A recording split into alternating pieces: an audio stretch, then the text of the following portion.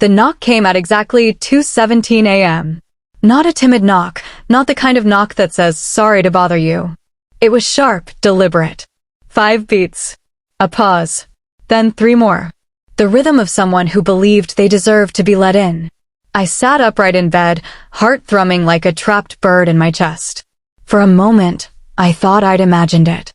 The room was still and dark, lit only by the soft blue glow of my charging phone. I stared at the door to my bedroom, which was slightly ajar, and listened. Silence. Then another knock. 5 beats. A pause. 3 more. That's when the cold crept in. A chill not from the winter air, but from somewhere deeper. Instinct maybe. Or memory. The kind of fear you don't explain, just feel. I grabbed the baseball bat from under my bed. Yeah, I keep one. I live alone in a small rental house out in rural Oregon. And padded barefoot to the front hallway, every step on the creaky floorboards magnifying my dread. I didn't turn on the lights. Whoever was out there already knew I was home. No need to let them see more than they had to. I peered through the peephole. And my breath caught. A woman. Mid-50s, maybe older.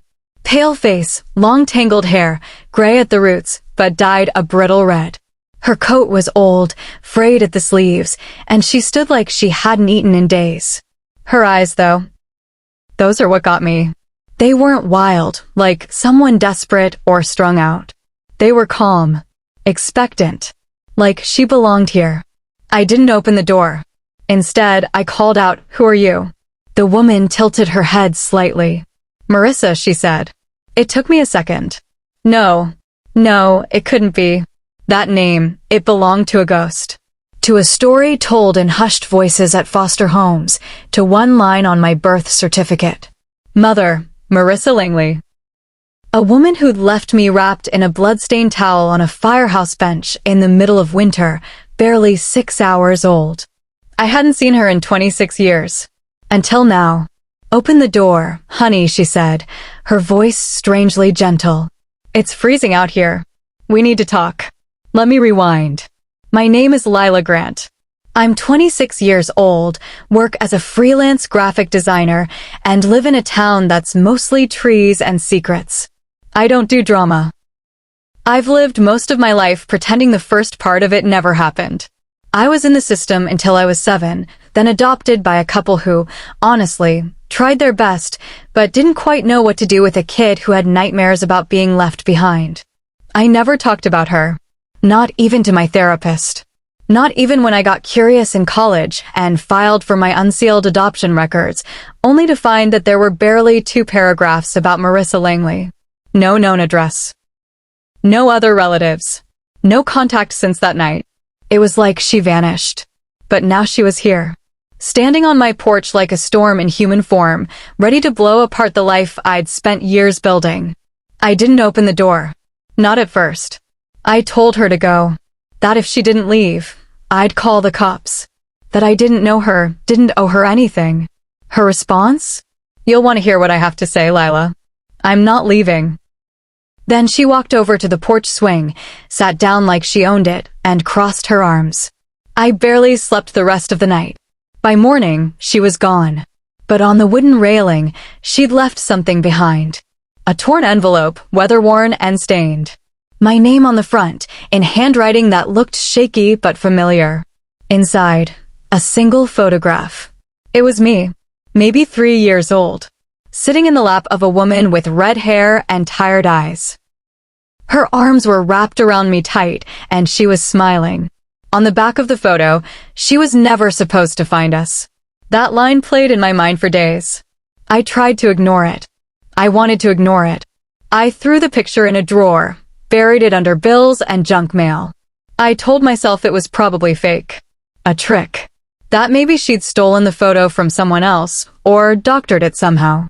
But the memory it triggered, it came back with the force of a buried bomb. A smell. Lemons and cigarette smoke. A lullaby hummed off-key. The sensation of being held too tightly, and then nothing. Black. I didn't tell anyone. Not my best friend, not my therapist, not my boss.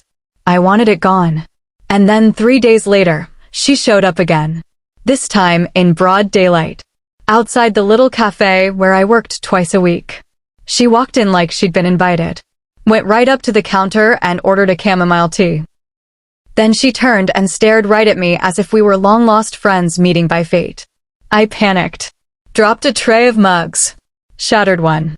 My manager gave me the rest of the day off, probably assuming I'd had a breakdown, which, honestly, wasn't far off. I left through the back exit, but by the time I got home, there was a note slipped under my door. Don't run. I'm dying. I have nowhere else to go. So I did something stupid. I agreed to meet her. Not at my house, no way. I chose a public park full of dog walkers and kids and old people on benches. Safe. She was already there when I arrived. Sitting on a bench, holding a paper bag full of stale-looking bread rolls, feeding ducks like this was a casual Tuesday. I sat down 2 feet away. You have 3 minutes, I said. She didn't waste them. I'm sick, she said flatly. Stage 4. Liver failure. I've got 6 months, maybe less. I didn't respond. My throat had gone dry. I don't need your forgiveness. I know what I did, she continued. But I don't have anyone else. And if you knew why I left, you might understand. Oh, so now there's a reason you dumped a newborn in the cold and disappeared for 26 years? I snapped. She didn't flinch. There's more you don't know. About me. About you. I almost walked away right there. But then she said something that made the blood in my veins turn to ice. They're still looking for you, Lila. And if they find you before I do, you won't be safe. Her words echoed in my head like the crack of a gunshot. They're still looking for you, Lila. And if they find you before I do, you won't be safe. I stared at her. Her pale face looked even thinner under the dull gray light. It had started to drizzle, just enough to blur the edges of the world, make everything seem like a dream I hadn't agreed to have. I wanted to tell her to stop playing games, to explain what she meant. But something in her voice, no, behind her voice, was shaking. Who? I asked. Who's looking for me? She reached into the paper bag and pulled out not another roll, but a small, crumpled notebook wrapped in plastic. It looked old, pages water-damaged, cover barely holding together. I wrote everything down, she said, placing it gently on the bench between us. Because I knew one day I'd have to tell you. And I also knew I might not be around to do it in person. I didn't reach for it. She sighed. I didn't leave you because I hated you. I left because keeping you would have gotten you killed. I laughed bitterly. Do you even hear how insane that sounds? I do. But it's true. She leaned in closer. Her breath smelled like cough syrup and peppermint. There was a man, she said softly. Before you were born. Someone I got involved with when I was younger and desperate. He wasn't just dangerous, he owned people. Not just in the street way. He had power. Real power. Underground connections. Cops in his pocket. Judges, too. And he had rules. One of them was don't get pregnant. When I did, he told me to get rid of you. I froze. She kept talking, her eyes locked on mine, like she was afraid if she looked away I'd disappear again. I ran. Changed my name. Hid out in shelters, truck stops, motels under fake IDs. But he found me once, when I was 8 months along. Beat me so bad I lost hearing in one ear. I barely made it to that firehouse after giving birth. I left you because I thought he'd find me, not you. I didn't even leave a note. I figured someone would call me a monster, but at least you'd live. I couldn't breathe. She took a shaky breath. And now he's out. I looked at her then, really looked. She wasn't just sick. She was terrified. You think he's still after me? After all these years? I know he is, she said. He's been asking questions. A woman I used to know told me he'd hired someone to dig into firehouse reports from that year. He's trying to find a girl born in January. And he will. I stared at the notebook on the bench. I wanted to walk away. To toss it into the pond. To forget she existed. Instead, I picked it up. And the moment I opened the first page, I felt something shift. Something deep. Because it wasn't just a diary. It was a record. Names. Places. Dates. Codes I didn't understand. Polaroids taped to yellowed pages. Receipts from fake doctors. Even maps. And then one photo stopped me cold. A man in a dark suit, sharp eyes, standing next to a police chief, shaking hands. The caption below, written in my mother's scratchy handwriting. Vincent Maddox, your biological father. I didn't sleep that night. I sat on my living room floor with the notebook spread out in front of me and tried to put together a puzzle made of broken pieces. Vincent Maddox. The name alone sounded made up. A villain in a cheap crime novel. But as I read, it became horrifyingly clear that he was very real. He'd run a human trafficking ring out of 3 different states. The kind of operation that didn't make headlines because the people involved made sure it never did.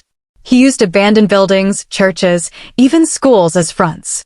And anyone who tried to leave his organization or expose it disappeared. Marissa had been one of his girls. Not kidnapped. Recruited. At 19, she was vulnerable and alone. He offered her a place to stay. Then a job. Then a collar. And when she got pregnant, he told her baby would be handled. She ran. I was that baby. And now, 26 years later, he wanted to know what happened to me. I didn't want to believe her. But then things started happening. 3 days later, I caught someone watching my house. Not a neighbor, not someone passing by, someone sitting in a parked car with tinted windows. I called the police, but by the time they arrived, the car was gone. A week after that, my apartment was broken into. Nothing stolen. Just moved. Drawers opened. Files shuffled. Closet doors left ajar. It was like they were looking for something and wanted me to know it. And then I got a text from an unknown number. Nice place you've got, Lila. Would be a shame if someone burned it down. I packed a bag and left that night. I didn't go to the cops. Who could I trust? I didn't go to friends. I didn't want to drag them into this. I went to the only person who seemed to know the rules of this game, Marissa. She was staying in a rundown motel 2 hours outside town, near the state line. Room 108. The kind of place that smelled like bleach and regret. When I knocked on her door, she opened it with shaking hands. You came, she whispered. You were right, I said. She nodded, like she'd been expecting it. Then she said something that chilled me to my core. We have to leave. Tonight. Because he's not just looking for you anymore, Lila. She looked me dead in the eyes. He knows who you are now. And he thinks you're the key to everything. We left just before midnight. The sky was bloated with low-hanging clouds, threatening snow. I helped Marissa into my car, her breathing shallow, face clammy. She didn't complain, though. She just clutched that notebook to her chest like it was the only thing keeping her heart beating. Where are we going? I asked as I pulled onto the highway, fingers tight around the steering wheel. There's someone we need to find, she said. Someone who can tell you the truth. All of it. I thought you were supposed to tell me everything. She shook her head. I don't have all the pieces. But he does. Who is he? His name's James Vale. He used to be a cop. The only one who ever tried to bring Maddox down. He was working undercover when I first met him. Almost got himself killed getting me out. But he saved my life and yours. I looked at her sideways. And why would he help us now? Because he's been waiting for you too. We drove through the night. No music. No conversation. Just the hum of tires on cold asphalt and the silence between 2 people bound by blood and broken years. I kept checking the rearview mirror. Every time headlights showed up behind us, I tensed. But they never followed long. Just after 4 a.m., we reached a remote town called Seabourn, less a town and more a cluster of gas stations, trailers, and shuttered shops. Marissa directed me to an old church at the edge of a wooded lot. Wait here, she said. Let me go in first. I was too tired to argue. She slipped through the rusted side gate and disappeared around back. She didn't come out for nearly 20 minutes. And when she did, she was pale as chalk. Someone else got here first, she said. He's gone. But he left something. She handed me a flash drive, no bigger than my thumb. There's a cafe up the road. Free Wi-Fi. Drive there. Plug it in. And whatever happens, do not share this with anyone else. I did as she said. The flash drive contained a single folder. Inside, a collection of audio recordings, surveillance photos, and one video file titled simply, confession_Vale_final.mp4. My hands were shaking as I clicked it open. James Vale appeared on screen, sitting in a cluttered room with peeling wallpaper.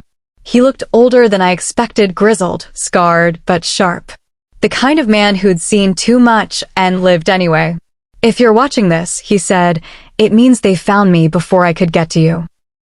He looked directly into the camera. "Lila, your mother didn't just run from Maddox. She stole something from him. Information.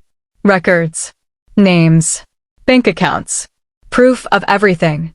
And she didn't even know it. He used her to move information between locations. Hid data in places no one would think to look. But then she ran, and one of those items never made it back. Maddox thought it was lost.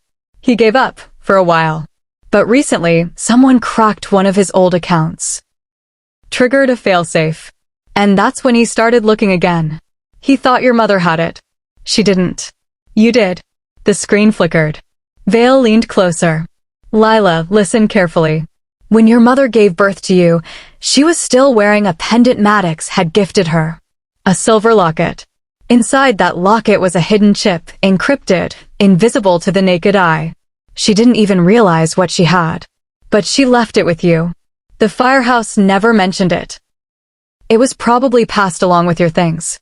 And if you still have it." I froze. My stomach twisted. I remembered a box in my closet back home, an old memory box from my childhood. A silver locket, tarnished and dusty. I'd kept it all these years, never opened it. It had belonged to my real mom, or so one of my foster parents once said. I wore it once to a school dance in high school, then put it away and forgot about it. Until now. Vale's voice pulled me back. That locket contains names. Dates. Proof of politicians, cops, businessmen, all tied to Maddox's network. If it goes public, it destroys him. But if he finds it first. The screen cut to black. Then Vale's voice, one last time. "You are the key." And now he knows it. I turned to Marissa, who'd been standing behind me the whole time. "You knew about the locket?" "I suspected," she said. "But I didn't want to scare you. If you had it, I needed you to remember it on your own." "So now what?" I asked. "He's hunting me for a locket I didn't even know I had?" She nodded. "That locket, it's bigger than you think, Lila. It could bring down half the state's government. It could end him." I looked down at the flash drive, still plugged into the laptop. My hands were trembling. I was a graphic designer. A normal woman with a quiet life. And now I was sitting in a backwater cafe, being told I held the one thing that could unravel a decades-long criminal empire. My life was officially no longer mine. We left the cafe through the back.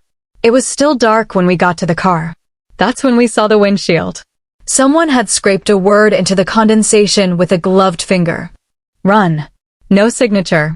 No message. Just that one word. We were being watched. Back in the car, we made a plan. We go back to my house. Retrieve the locket. Then find a way to get it into the hands of someone who could protect it and us. But just as I pulled out of the parking lot, my phone buzzed. Unknown number. A text. That was a mistake, Lila. Followed by a photo. Of me. Taken from inside the cafe. I slammed the gas and didn't look back. By the time we reached my house, dawn was beginning to stretch its pale fingers across the horizon. A soft frost clung to the lawns, and my neighborhood looked as peaceful as ever. Quiet homes, picket fences, the smell of someone's early morning coffee drifting through the air. But the peace was a lie. I parked 2 blocks away. Marissa and I walked the rest on foot, sticking to the shadows. Every rustle of leaves made me flinch. Every parked car looked like a potential threat. We were being hunted, we knew that now. And whoever was after us, they were getting closer. Are you sure the locket is here? Marissa whispered. I haven't seen it in years, I replied. But if I have it, it'll be in the old wooden box in my closet. The box. My memory chest, as one of my foster moms called it. It held a mix of childhood relics, drawings, a baby sock, a broken music box, a letter I wrote to Santa when I was 5. It had survived every move I ever made. It was the only constant in my life. We crept up to the porch. The door was unlocked. I hadn't left it that way. I glanced at Marissa, who just gave a small, grim nod. She pulled a tiny pocket knife from her coat sleeve, nothing that would stop a gun, but still something. I stepped inside first. The house was dark, too quiet. Something was wrong. The air was still. We moved slowly through the living room, checking behind doors, under tables. No one. The kitchen was untouched. Bedroom, same. Then I opened the closet. The wooden box was there, still sealed. I dropped to my knees, grabbed it, and flipped open the lid. There, tangled among old drawings and a cracked Barbie shoe, was the silver locket. Tarnished. Simple. Unassuming. I picked it up and turned it over in my hand. There was no hinge, no clasp, no obvious way to open it. But I felt a tiny groove on the side, a near-invisible seam. I pressed my fingernail into it. Click. The back popped open. Inside, instead of a photo or a lock of hair, was a small, flat metallic disc. A chip. Barely bigger than a grain of rice. I didn't understand how, but Vale had been right. This was it. Proof. Leverage. A death sentence. Bag it, Marissa whispered. I slid the locket into a plastic bag and tucked it into my jacket. Then we heard it. Glass shattering. From the back of the house. Marissa grabbed my wrist. They're here. We bolted. Down the hall. Through the kitchen. Out the front door. I didn't look back, not until we hit the street. A man in black stood in my bedroom window, watching us. We didn't go back to the car. Too risky. Instead, we ran through backyards, down alleys, across a frozen park. We found refuge in a public library that had just opened its doors. I made up a story about an emergency to the librarian, and she let us hide in the back reading room. I called a burner number I had for emergencies. It was an old trick a friend taught me. Connects to a voicemail that forwards to my email. Anonymous and untraceable. I left a message. To whoever's listening, if something happens to me, send this chip to every news outlet in the country. Names. Files. Maddox. Make it viral. Then I texted the same to my cloud storage account. One wrong move and the world would know everything. Marissa slumped in the chair across from me, coughing violently into her sleeve. You're not okay, I said. You need a hospital. No, she said, eyes fierce. If I check in anywhere, they'll find me. They have people in every system. He always did. I didn't want to believe it. But every single thing so far had proven her right. We needed a plan. We couldn't run forever. We had proof now. But proof meant nothing if we were dead. There's someone who might help, Marissa said. Not Vale. Not cops. A journalist. Vale trusted her. Her name is Celia Monroe. She's written about Maddox before. Got close, but was silenced. How silenced? Her editor fired her. Death threats. She lost everything. But she didn't stop digging. Marissa gave me an address in the city 6 hours south. An old warehouse turned makeshift office. It was our only shot. The drive was tense. We switched cars, thanks to a friend of Marissa's, an old associate who didn't ask questions. By the time we got on the highway again, I was running on fumes. Emotionally, mentally, physically. But my fear kept me alert. And my anger kept me moving. Because something had shifted in me. I wasn't just running anymore. I was fighting back. Celia Monroe looked nothing like I expected. She was younger, for one. Late 30s. Short dreadlocks, a sarcastic edge to her voice, and eyes that hadn't slept in days.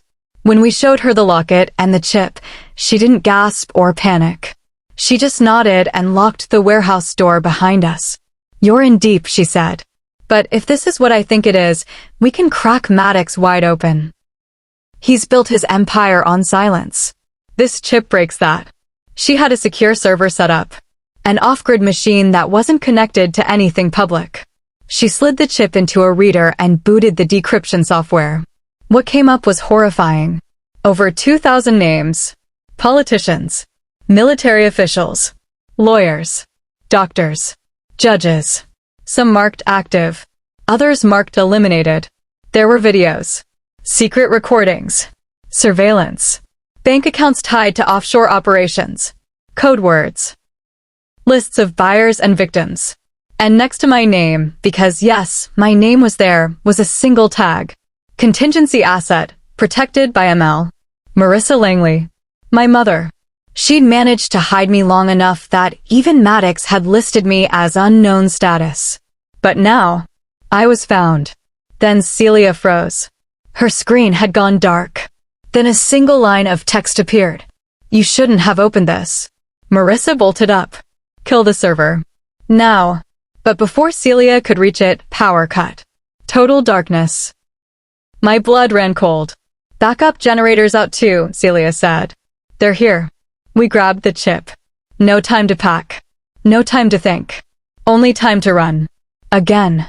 But as we reached the back door, we heard a sound I'll never forget. A low, mechanical whirring. Drones. Then voices. And then a gunshot. Celia dropped. Blood on her shirt. Marissa screamed. I grabbed her and ran. Ran through the dark warehouse. Ran past the smell of metal and oil and death. Ran toward a single emergency exit. I didn't even know if it would open. But it did. We hit the alley, feet pounding the pavement. Behind us, footsteps. In front of us, headlights. We were trapped. And then I saw him. A man, stepping from the black SUV. Expensive coat. Gloves. Silver hair. Vincent Maddox. He looked me dead in the eyes. And smiled. Vincent Maddox stood in the beam of his SUV's headlights like a phantom born from nightmares. He looked nothing like I imagined, and yet exactly like the monster Marissa described. Not wild. Not frantic. Controlled. Elegant. His gloves were black leather. His coat lined with dark fur. And when he smiled, it wasn't out of joy or rage, it was the smile of a man who'd spent decades getting away with everything. You've grown up well, he said, voice smooth as oil. I wasn't sure if I'd ever meet you in person. I froze. Marissa gripped my wrist tightly, her breathing ragged. Let her go, I snapped. This has nothing to do with her. He chuckled. My dear, this has everything to do with her. She stole from me. You are what she stole. Then he looked at her, his smile fading. Hello, Marissa. You've aged. And you haven't changed at all, she spat, stepping in front of me. You're still a parasite in a suit. He sighed, like he was disappointed. I gave you a chance. I offered you a future. And instead, you vanished. Took what wasn't yours. And hid it in her. He took a step forward. I pulled the locket from my pocket and held it high. You want this? I shouted. Take one more step and I upload everything. All of it. To every journalist, every agency, every single public forum I can think of. He paused. For the first time, something flickered in his eyes. Not fear, but calculation. Let's not be hasty, he said. You don't know the people on that list. You don't know the balance of power at play. You release it, and you don't just destroy me. You start a war. Good, I said. Let it burn. His expression hardened. Another man stepped out from behind the SUV, gun drawn. Marissa didn't hesitate. She turned, shoved me hard behind the dumpster, and lunged at the man. 2 shots rang out. I screamed. She dropped. Blood pooled fast beneath her. No. I scrambled toward her, but Maddox barked, don't move. I froze again. The gunman aimed at me now. Marissa's eyes fluttered. Lila, she whispered. Do it. Finish it. Tears blurred my vision. Don't you dare die on me. She smiled. It's okay, this time I came back. And then she went still. Everything in me broke. But something else woke up too. Something sharp. Focused. I turned to Maddox. You've killed the only person I might have forgiven. His gaze didn't waver. Then you've already lost. I smiled through the tears. No, you have. I pulled out my phone. No signal. Of course. But I wasn't relying on that. Before we left the library, Celia had helped me set up a failsafe. One trigger phrase, sent to my cloud account, would initiate a data dump to hundreds of pre-queued contacts. And I'd already typed it. I raised the phone. And hit send. Let it burn. The reaction was immediate. Maddox's phone buzzed. Then his guards. Then a third man emerged from the car, shouting. I turned and ran. Bullets struck the dumpster behind me, pinged off brick walls. I ducked, twisted, leapt into the side alley, sprinting faster than I thought possible. I didn't look back until I reached a side road and disappeared into a thicket of overgrown shrubs and broken fences. Sirens began to wail in the distance. Then a second sound, helicopters. That night, the internet exploded. Thousands of documents, photos, audio files, hidden surveillance tapes, the full contents of Maddox's locket chip. His empire exposed. By morning, the hashtags were trending worldwide. Hashtag the Maddox files. Hashtag justice for the forgotten. Hashtag who is Lila Grant. Dozens of arrests. Investigations reopened. International warrants issued. And Vincent Maddox? Gone. Vanished before federal agents could reach him. They found the SUV abandoned 2 towns over. Blood on the seat. Burner phones torched. He had vanished just like Marissa had all those years ago. But this time, the world was watching. 3 weeks later, I stood alone at the edge of a river. I held Marissa's locket in my hands. She hadn't made it. She bled out before help arrived. But her name was being spoken again. Not as a runaway. Not as a criminal. As a whistleblower. A mother who sacrificed everything to protect her daughter. The media called her a hero. To me, she was something more complicated. A stranger. A ghost. A savior. A liar. A survivor. She left me once, but she came back. And in the end, she gave me the truth. I still get messages. People asking for interviews, podcasts, documentaries. But I don't reply. Because this story isn't about fame. It's about freedom. It's about survival. And about the terrifying power of one secret, hidden inside a tarnished piece of jewelry, carried unknowingly by a girl who just wanted to be left alone. They tried to take everything from me. But they didn't win. Because I still have something they never will. My name, my voice, and the truth.